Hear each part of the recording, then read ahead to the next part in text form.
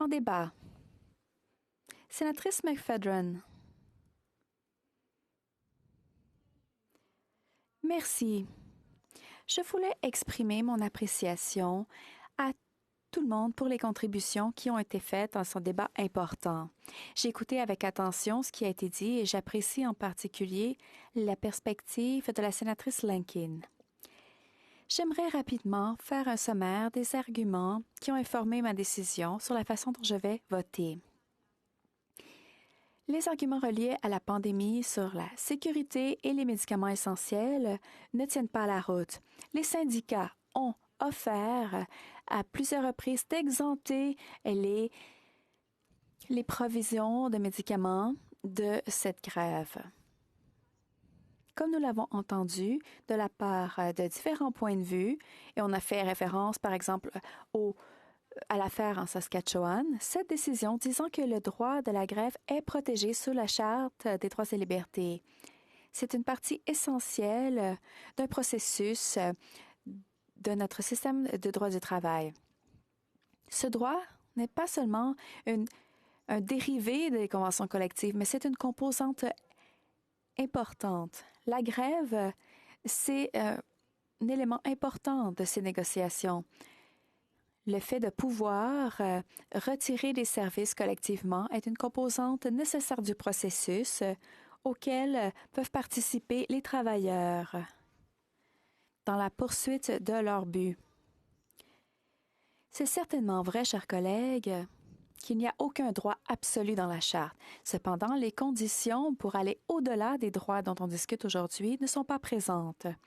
La Cour suprême a pris des décisions précédemment qui reconnaissent les valeurs de la Charte, incluant la dignité humaine, l'égalité, la liberté, le respect de l'autonomie de la personne, la démocratie, et a soutenu la protection des droits à un processus de négociation collective qui se trouve dans la Charte. Le droit de la grève est essentiel pour réaliser ces valeurs, ainsi que ce processus de négociation, parce qu'il permet aux travailleurs de retirer leur travail en concert avec lorsqu'il y a une impasse.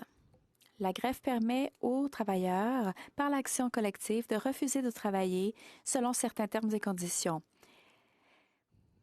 Cela représente une affirmation de ces valeurs. J'aimerais remercier le sénateur McDonald pour avoir affirmé aussi clairement les jeux de pouvoir par l'employeur dans ce cas-ci et la façon dont ça joue à l'avantage de l'employeur. Le Canada est une partie à des instruments internationaux qui protègent le droit à la grève. Ce droit est reconnu dans le droit international.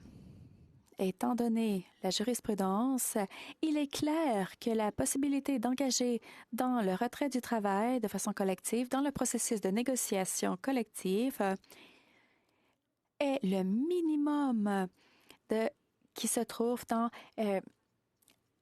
la liberté d'associer dans la Charte.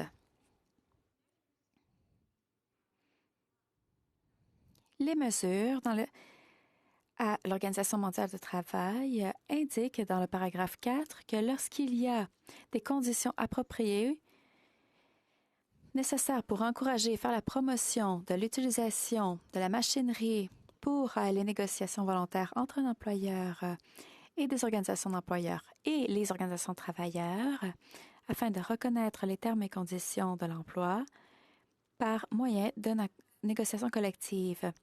Le Canada est parti à cette convention depuis 2017 seulement. Donc, le gouvernement actuel connaît très bien ses obligations.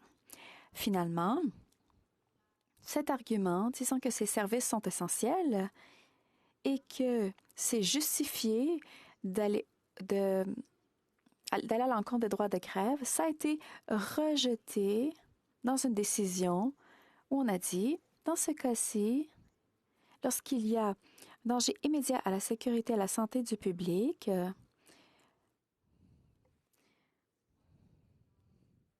n'a pas été démontré. Ensuite, Une telle grève, même ralentissement, aura des conséquences définitives sur toutes les parties prenantes. Les lignes d'approvisionnement, par exemple, et les compagnies de camionnage, etc. Il y aura une augmentation des coûts de transport et aussi des coûts à la frontière. Ces arguments dans notre débat aujourd'hui sont très importants. Il est important d'admettre ce qui se passe. Mais ensuite, on dit que dans des décisions précédentes sur les services essentiels, on a dit que le droit à la grève et au lockout sont protégés. Ces droits sont exercés par une partie dans une dispute de travail afin de mettre une pression économique sur l'autre partie. Et cela encourage un accord.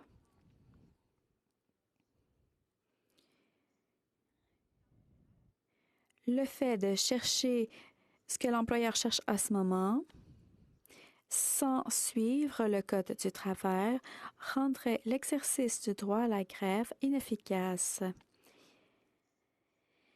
Le droit aux négociations est compromis si le droit à la grève ne peut pas être exercé par les employés afin de agir contre le pouvoir économique de l'employeur. Dans ce cas-ci, les preuves sont insuffisantes pour permettre à l'employeur de le faire. Et donc, en utilisant ce qui est présenté, nous ne sommes pas satisfaits qu'il est nécessaire de maintenir le tout comme demandé par l'employeur. Chers collègues, donc, ceux pour qui la responsabilité est de réglementer cette industrie y ont réfléchi avec attention, pris une décision très récemment. Il n'y a rien de nouveau qui a été ajouté dans ce projet de loi.